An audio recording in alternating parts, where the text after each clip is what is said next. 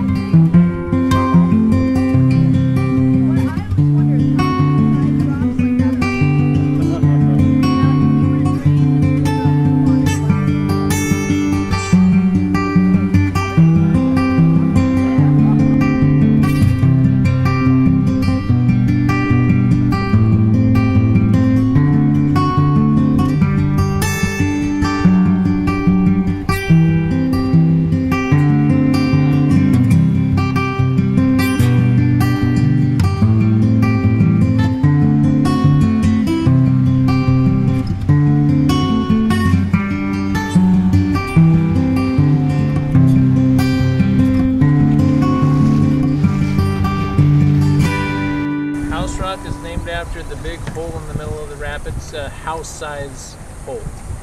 And tell me how we ran it. Yeah, we ran it straight, and we had a great run there. I think you got a big hit. She got a big hit. I got a big hit. And what is that? What is that running today?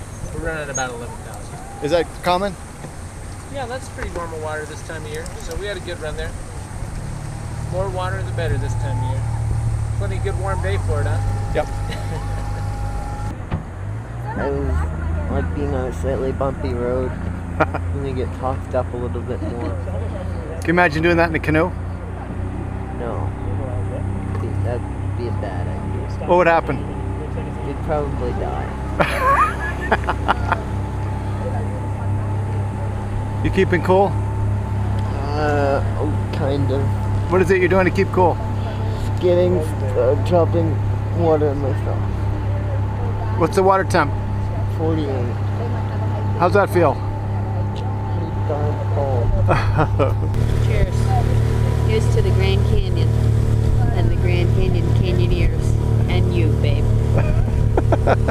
You sound like Mitty Roberts. How'd you do on that big one? Yeah, I love doing handstands. I got one. Let's get a cool picture. Was it fun? Yeah, it was fun. Do you do yoga? Oh, this is the rock I was telling you about. Look at that driftwood up there. How did it get there? That's huge. Wait, that fell? Oh yeah. That fell down and then the water took the driftwood to the top. And if you look on top of this rock, there's some driftwood up there. That represents the 83 flood when they almost lost the dam. Wow. So the flood came up right in the 90,000 cubic feet per second area, which is a whole lot of water. And it didn't quite lick those logs away. It was trying to pull them off there. So you can get 100,000 cubic feet of water in here and still see that rock. That's So the water was high enough to put the logs there, but not high enough to take them off? Previous to the dam, they used to have these really big springtime floods down here. A couple 100,000 wasn't uncalled for, and that would have just settled some wood down there. But since the dam, we've never seen real big water. That year, they almost lost the dam. They overflowed it. So we had 5 a.m. coffee and then pancakes and sausage and fruit at our overnight beach spot. And now it's still probably only 8 or 9 in the morning. Done a few rapids, and now we're at this super famous spot where they say it's further to the back than you'd think. There's Janet. Janet! Janet Hope! Too far away. It's warm. The sand is warm. What temperature do you think the sand is? I don't know, but I think that it doesn't get much in the summers in Maine. I don't think the weather gets much warmer than the sand. You're saying the sand is warmer than our air temperature in Maine? Maybe. At some time. Oh, is that Mom? At some point. Yep.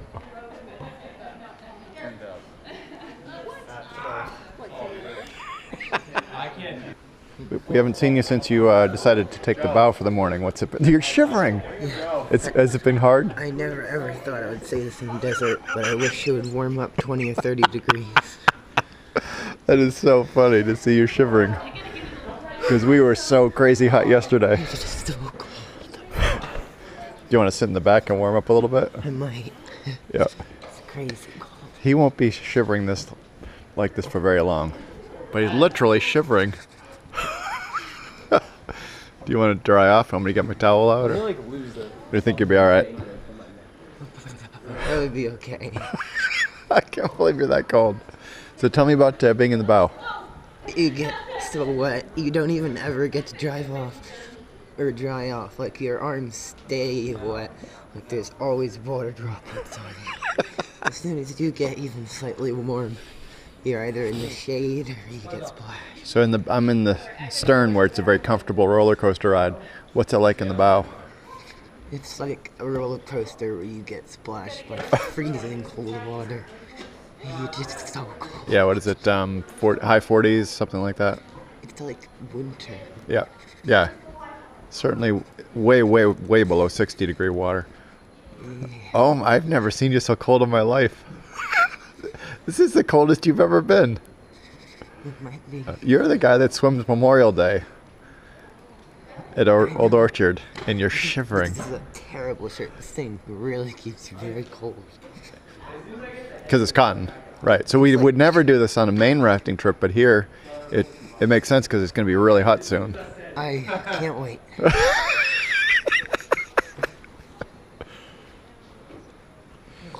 Oh, let's see what Mom's checking out. It is, yep. I think we've been behind those boats are pretty slow. Those are rowing boats, so I think they've been on the river longer than we have. So we're powering through stuff pretty quickly. And as you can see, they're rowing, so that's a pretty slow trip. I would say not a day under 7-day trip, and maybe longer. My whole head is shaky because the jaw is shivering. Hey Janet, look how cold Colby is. Can we put my jacket on? I've never seen them so cold in my life.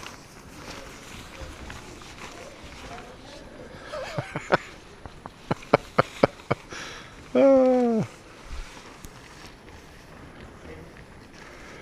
my own jacket. I know, you should be wearing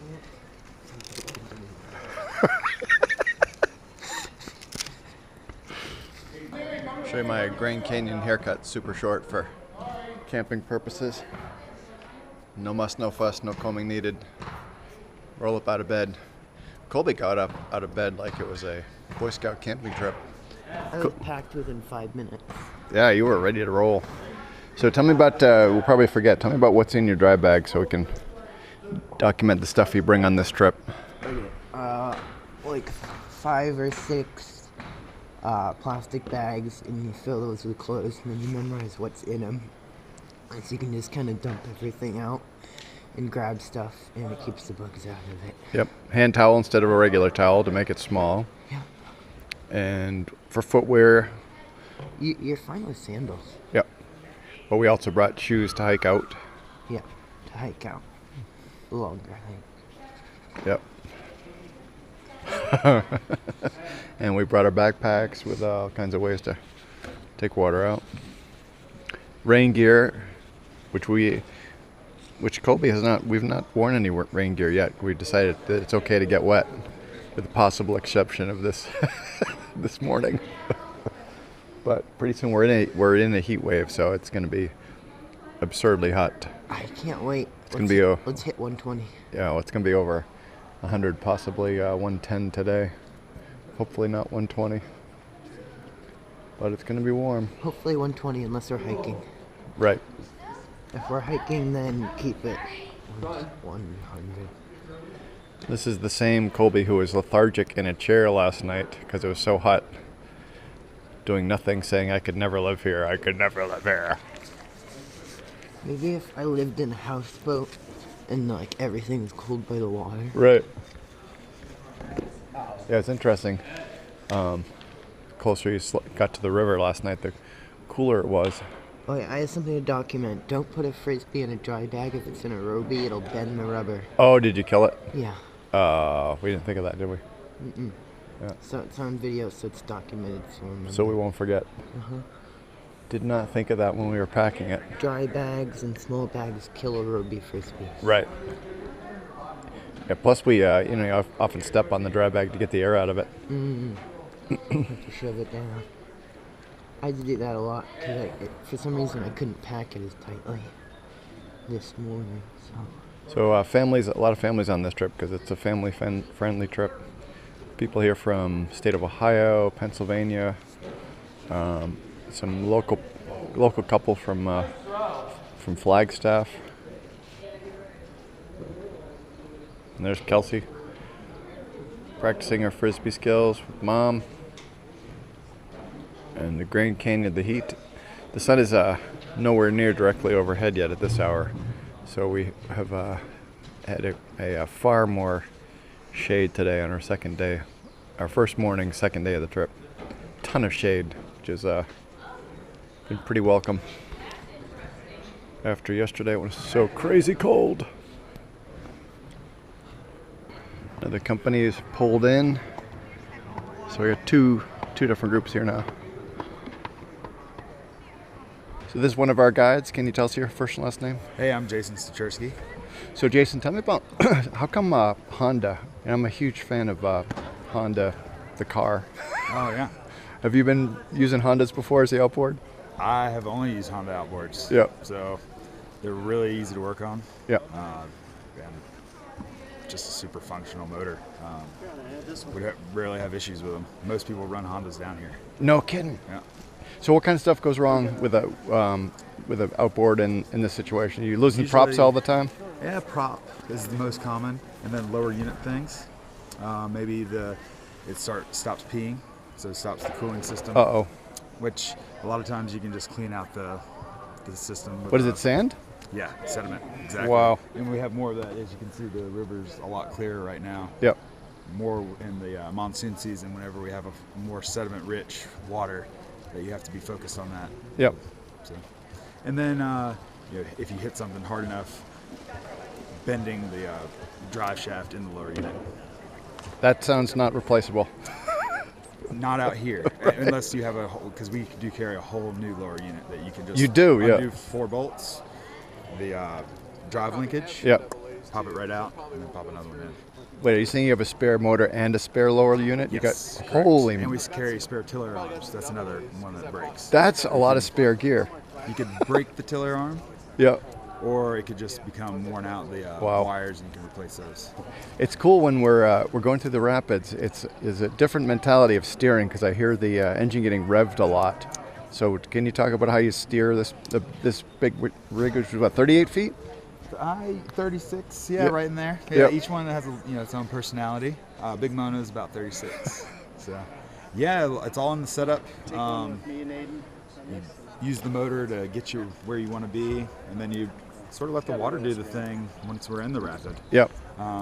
If you're offline a little bit, you might have to give it a little bit more motor. Yep. But the motor's more doing this pivot move. Okay. Rather than you are driving, but it's more to protect this motor so we can protect everyone in the boat. Yep. Because we can go over things with the main pontoons of the boat that we can't go over with the back car. When you're in the current and you're going along, do you need to have any RPMs moving you forward, or is it really just for steering? Yeah, it's more for steering. You could, as long as you get set up. You could go in neutral. If you're online, you could kill the motor in some rapids. Right. And just the river would take you where you need to be. Yep. We'll try to experience that in one or two. And how long does it take to get used to steering something this big? Oh yeah. I'm still getting used to it. Yep. This is like 24, 25 trips. Yep. You're always learning something new. Yep. You learn a little bit more finesse and to lighten up on it, or stuff that you want to drive into and hit it a little bit faster for the big splash. Yep. So you vary that each trip, honestly. I learn something every day. I'm like, oh, that was new. Never done that one. Or, oh, that was really cool. I should do that again. Or Do you memorize? Have you got all the rapids memorized? I try not to. I try to look what that's doing, because that water right there is different from what it was this morning. Seriously? And different from what it was my last trip. So you just need to know where the rocks are, but... there are certain, trouble spots that I like to know about. Yeah. But I don't try to memorize the rapid. I try to look at the water and see where that is, because it's different every time. So it's very much the same as any rafting trip then, or canoe trip for that matter. Yeah. Read the river. This, we usually don't run these rapids in the morning. We normally run them in the afternoon, and that's just the way John's running the trip. It's cool. So I've never actually ran them in the morning on a motorboat. So they were really different. Really? So it was really cool because I had to read the water. Right. I don't even know what rapid this is. So I assume that's because it's a different flow from the dam at this hour. Correct. Yeah. Yeah, it's actually a bit higher than my last trip because we ran it in the afternoon. We're catching it on the weekend water, the low. Now the water's pumping a little bit higher. Yep. If I had to give a number, I'd say 15,000 CFS. Yep. But And do you recall the range of the dam that they release? It's like what to what? Or this trip? Just in general, the whole. Well, it varies month to month. Oh, it does. They can change it. So this month, the documentation we received was 10,000 to 17,500. Yep. That was the ebb and flow. Yep. And do they give you times for release, or not that specific? You kind of have an idea, but the high would be in the afternoon, or 12 in the afternoon, and then low 12 evening. But they can change that whenever they need to generate power. Or there's multiple agencies that control this water. Right. It's very political. Yeah. It's deeper than I even understand, comprehend. Yeah, me as well. I tried to read up on it. Apparently there's this big board that people get, people from different places, Mexico and here and there. And they decide what's going to happen and how it's going to go down. Yep. So. Well, thanks for being on our family video. Appreciate it, sir. Oh, no problem.